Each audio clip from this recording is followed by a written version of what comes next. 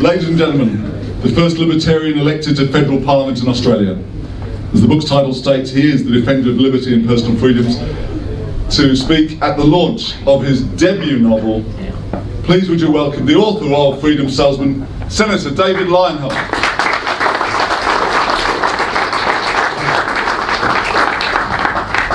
Thank you, Tony and Mark. Very kind of you. And thank you for coming along and saying nice things about my book as well. I actually have a pretty brief history with book launches. In fact, you could describe me as a bit of a book launch novice. The very first launch I ever attended was just 2 years ago. It was Chris Berg's book, The Libertarian Alternative. And the reason I attended was because I was the one doing the launching. I attended the launch of Tanveer Ahmed's book, Fragile Nation. Tanveer is my neighbour. And I was at the launch of Bill Leake's book, Trigger Warning, the day before he died. Both good books, by the way. Last night I was at the launch of Helen Dale's book, Kingdom of the Wicked, her novel, her new novel. Again, I was the one doing the launching. Now here I am tonight with my own book being launched. And the thing is, I didn't even set out to write a book. My book is simply a continuation, an extension of the task I set myself when I was elected to the Senate. It started in September 2013, although I wasn't sworn in, until July 2014. And that task was to convince Australians of the value of individual rights and freedoms. The book is a compilation of my articles and speeches over the last 3 years. And when I say many of my articles and speeches were drafted by my staff. I edited them all, sometimes quite heavily, but only a minority were written by me from start to finish. My objective with the articles and speeches, and now the book, is to convince Australians that their lives would be more prosperous, more fulfilling and happier if they did more for themselves and the government did less. I want Australians to believe in themselves and their capacity to use their skills, their talents, their determination to care for themselves and their family, to get ahead, to live a rich and fulfilling life, and that the government should get out of the way and let them do it. I want Australians to stop running to the government when life fails to meet their expectations, when they realise they're not as rich, famous or sexy as they imagine they ought to be. Or as Michael Costa puts it so eloquently, I'm fat, ugly and stupid. What's the government going to do about it? Before I was elected to Parliament, journalists used to tell me I was confused because I didn't conform to the left-wing, right-wing paradigm. I was in favour of free trade, lower taxes, privatisation of government businesses. I'm a sporting shooter and I support fishing and four-wheel driving. Now these are all supposedly right-wing issues. But then I also supported legalisation of cannabis, assisted suicide, same-sex marriage and a host of other issues that have been claimed by the left. Getting elected gave me an opportunity to introduce those journalists and others to the concept of consistent principles, something I discovered is rather rare in politics. In particular, I've sought to demonstrate how it is possible to consistently apply the principle of freedom from the government. It's that principle that drives me, the Liberal Democrats, and those who think like me. We describe ourselves as libertarians or classical liberals. And it's why I think a book like this is important, because the message needs to go out beyond journalists and political tragics. It needs to be heard by voters. The fact is, we all have a little bit of libertarian in us. Everyone thinks the government overreaches somewhere. It might be speed limits, alcohol taxes, having a smoke or riding a bicycle. When I established the nanny state inquiry a couple of years ago, it was amazing the number of people who got in touch to discuss their personal nanny state objection. The problem is, not enough people think the government overreaches almost everywhere. Even worse, while complaining about overreach in one area, too many people demand increased intrusion in another. Freedom for me, but not for thee, is very common. It's not just rare amongst politicians that consistency of principle is lacking. But having a little bit of libertarian is better than having none. It means there's hope. That's why I was able to muster an eclectic group of people to provide cover endorsements. If you haven't already seen them on the back of the page, I'll mention them now. Of the people who provided endorsements, only John Roscombe is, in my estimation, this is all personal opinion, is a true libertarian. And his main failing is his loyalty to the Liberal Party. Andrew Bolt and Corey Bernardi, who also provided endorsements, are economic libertarians. They agree the government should get out of our pockets, but they don't oppose the government having a say over our social lives.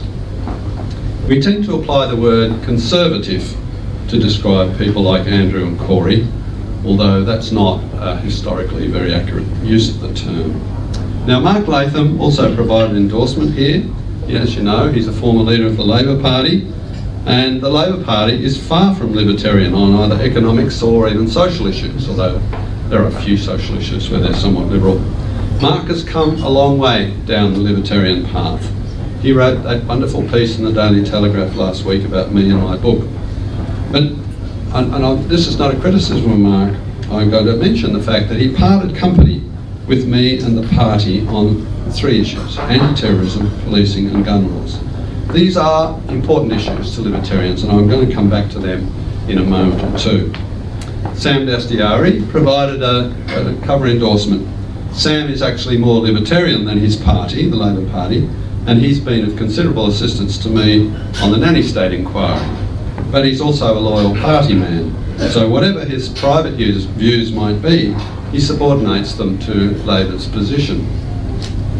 The Greens find me difficult. They support freedom sometimes, which is why Scott Ludlam, who also provided a cover endorsement, Scott Ludlam and I worked together to try to protect some fundamental rights in the context of the counter-terrorism legislation. But then, way too often, they revert to complete control freaks. Some say the only reason libertarians ever have the same position as the Greens is because they're like a stopped clock, accurate twice a day. I don't necessarily share that view. Fundamentally, they are no different from most other political players. They support freedom sometimes, but not others. With the exception of Lee Rhiannon, who is a socialist, they have no consistent principles. And while I think Lee's principles are wrong, I acknowledge and applaud her consistent support for them. And then there's Malcolm Turnbull, who provided a cover endorsement as well. Like the other people who are on the cover, I like him and I have a friendly relationship with him. And I have a video of him claiming that he is a libertarian. Before he became Prime Minister, he used to tell me he was the second most libertarian person in Parliament. Well, he certainly has libertarian views on some social issues, and he doesn't believe in imposing his views on others via the law, and that's commendable. But on economics, I'm afraid he's not one of us. He really does think governments can intervene to improve markets, not just to prevent harm to others, such as from fraud, theft and so on, but to improve markets. And that brings me to John Stuart Mill's harm principle. The only purpose for which power can be rightfully exercised over any member of a civilised community against his will is to prevent harm to others.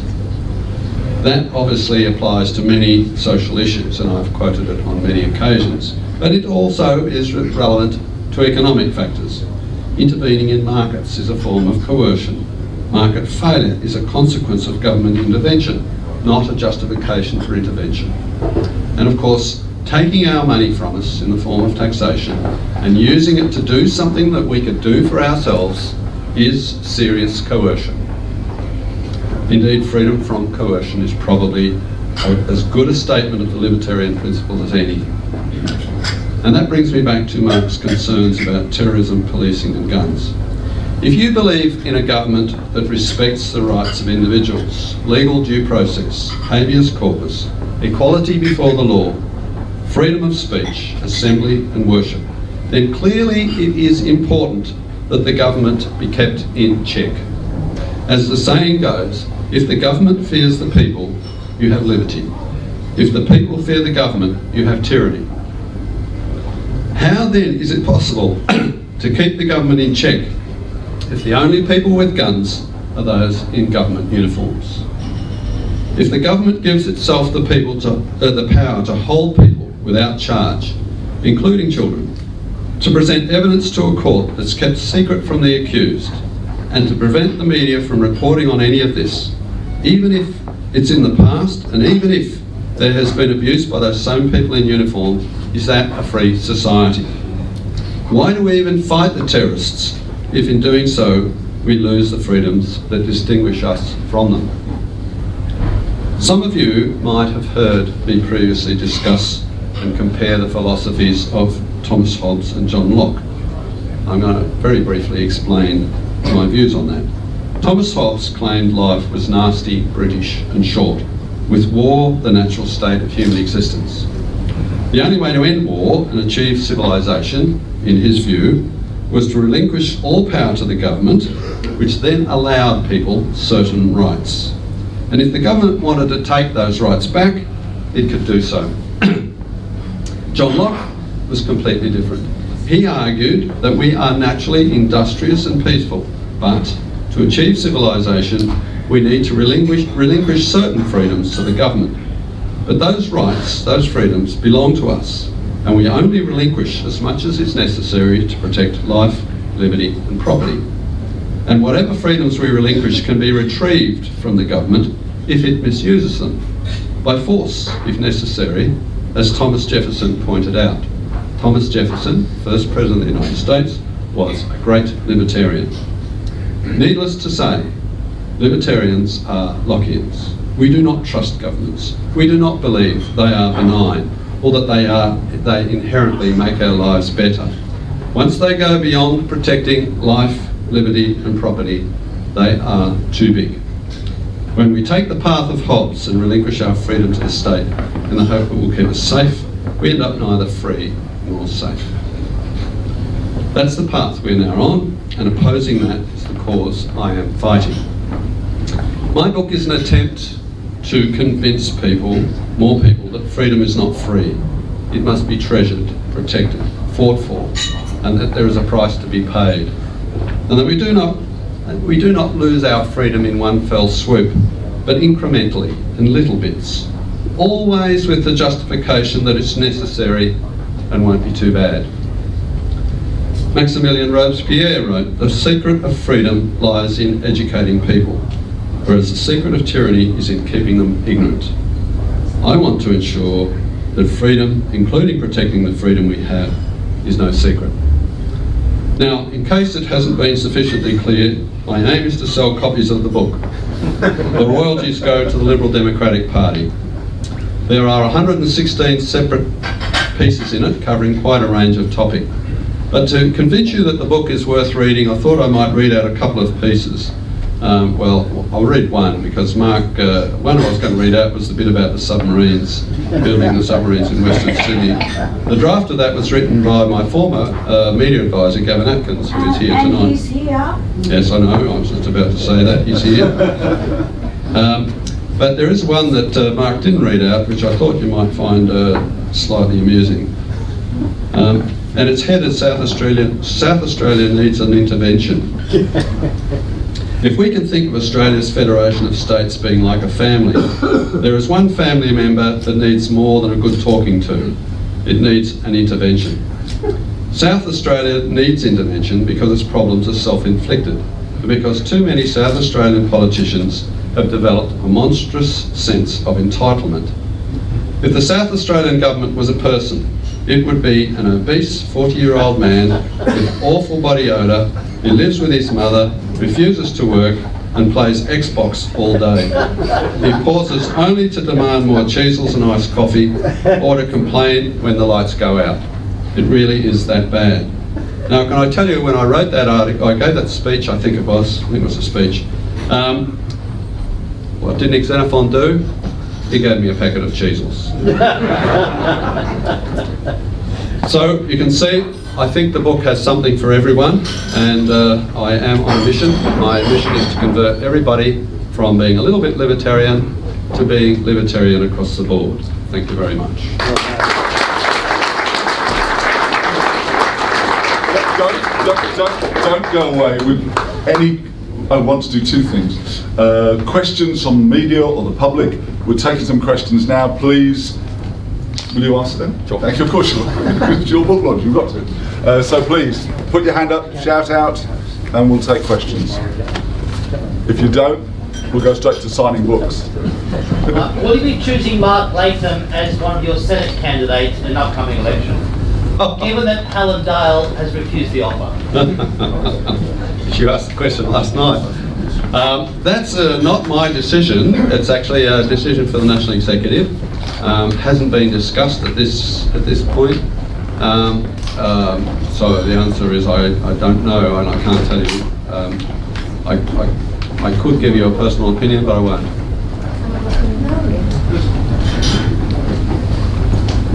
So. What would be the best way, in your viewpoint, to commence to remediate the budget? Well, it's fairly early on in the book. I've got quite a comprehensive article in there. There's a difference between what needs to be done and what can be done politically. What needs to be done is a wholesale abandonment by, at the very least, the Commonwealth Government of a whole range of programs. Cutting back on programs is a difficult exercise, and whereas cutting programs entirely is a lot easier. For example, we have a health department, a Commonwealth Health Department, which employs thousands of public servants, doesn't employ any hospitals, any doctors who treat patients or nurses who treat patients or run any hospitals, and yet there are thousands of public servants in it, and all the state governments also have health departments with thousands of public servants. We have an education department which doesn't employ any teachers who teach kids or run any schools, and yet there are thousands of public servants in the department. And the state governments also obviously employ thousands of public servants in their schools. We have an environment department, a Commonwealth Environment Department, that fundamentally duplicates what the states do. So, in my ideal world, if I was dictator for the day, or Libertarian dictator for the day, which is kind of a contradiction, I would start with duplication, then I would start winding back on in other areas. The politics of that are obviously difficult. Amongst other things, I would stop funding the ABC and SBS. I would stop funding an awful lot of things. Politically, that's never going to be possible, and apart from encouraging people to be optimistic, I don't achieve anything by putting those ideas out there. But what I did do in the last budget was describe how balancing the budget, getting expenditure under control, is achievable if everybody takes a small haircut, and how cutting spending need not produce significant losers, but you could in fact wind back a little bit in a whole lot of areas and still bring the budget under control. And once you brought it under control, then you can start lowering taxes and lower spending further. And so there needs to be a little bit come off of all the expenditure areas that the government engages in. We have a national budget of $450 billion, I think it is, and our deficit is between $30 and $40 billion. So clearly, it's a less than a 10% haircut across if everybody wore some of the implications of cutting back and getting rid of the deficit just in 1 year. And of course, we don't even need to do that. You can do it over several years. So I think politically, that idea of everyone takes a haircut, everyone's in this together, it's Australia's problem, is a saleable proposition. But as I said, if I was running the show, I'd probably take an axe to more specific areas. So, is it true that the Australian government borrowed $4 billion at 2.5% interest and then on-lent that to the IMF at 0.8%? If so, why? Yeah, that's quite right. I suppose you could always argue. Could you repeat that question? I didn't quite get back here. So the question was, did the government borrow money at 2.4%, and did it then lend it to the IMF at point something percent. 0.8. Yeah, that is true. It did more basically. I mean, there's always an argument about which dollars it gave the IMF. Did they come from free money, which is our taxes basically, or did it come from borrowed money? But I think it's a fair argument to say it came from borrowed money. It did it. I gave them an earful about it in the Senate. Of course, that didn't make much difference. And their argument is that the IMF should be funded. I don't believe them. I don't think it needs to be funded at all. And of course, there's even less reason to fund it when you've got to borrow the money to do so. We're borrowing money to pay pensions. We're borrowing money to prop up our health system. We're borrowing an awful lot of money to just to keep the wheels of Australia turning. Yes, sir. Would you be in favour of removing the permit to acquire form for firearms?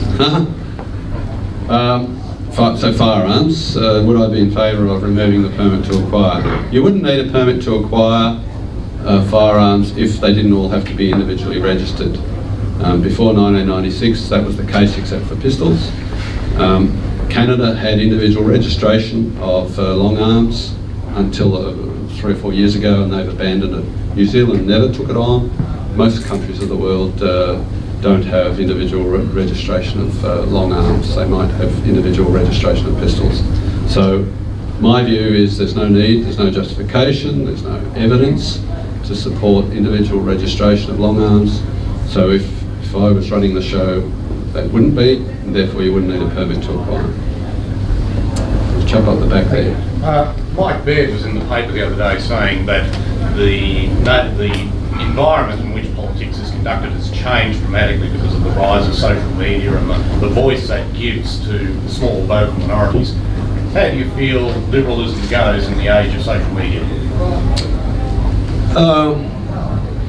I read that article. I'm not sure that it profoundly changes politics. He was suggesting that it was profoundly changed, and I was trying to figure out what he was getting at. In the days before social media, everyone had an opinion.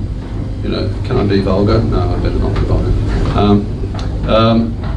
Everyone had an opinion, and yet they had no way of expressing it unless they wrote a letter to the paper or they went down the pub and shared it with their friends. These days, they can make that opinion known. But I'm not sure that the people are any different. It's just that they've now got a communications vehicle, a way of putting their opinion out there. And what has changed about the fact that those opinions are out there?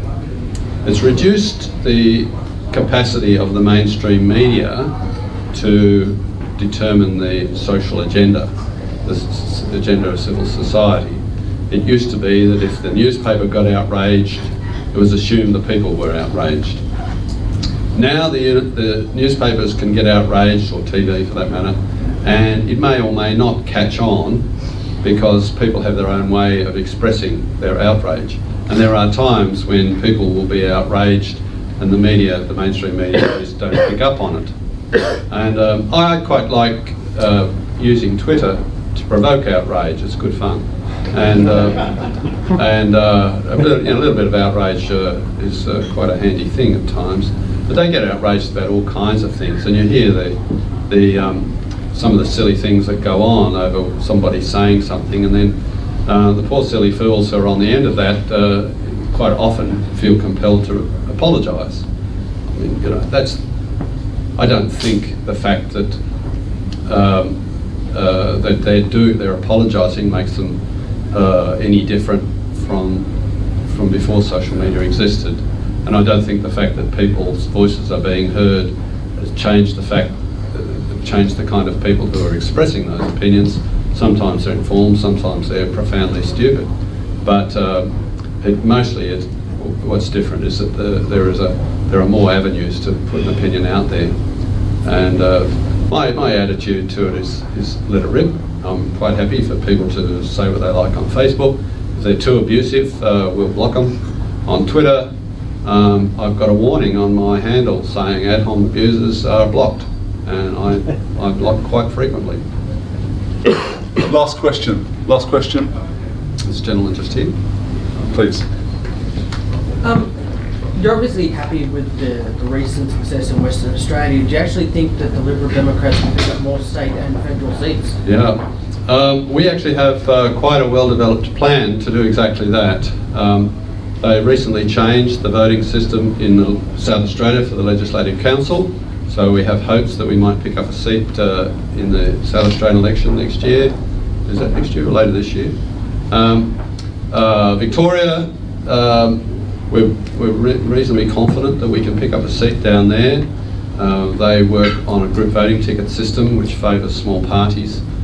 We know how to operate group voting tickets. We do quite well at that.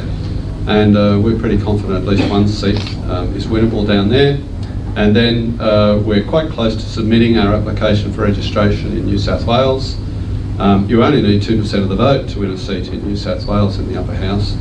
And we are very, very confident we can do that without spending a cent, as a matter of fact. So, yeah, it's a very good possibility we could end up with members of state parliaments in 3 more states by the end of middle of 2019. We're certainly working hard on that. We're we're building up good branch networks. We're raising funds. We're using modern social media, social engagement software as well, the same software that's used by the Republican Party in the US, as a matter of fact. And we're very pleased with the way the campaign is shaping up at this stage. Ladies and gentlemen, Senator Leyonhjelm is going to move over there if you'd like to buy a book. We're obviously selling books. We're raising money for the party. Please would you put your hands together for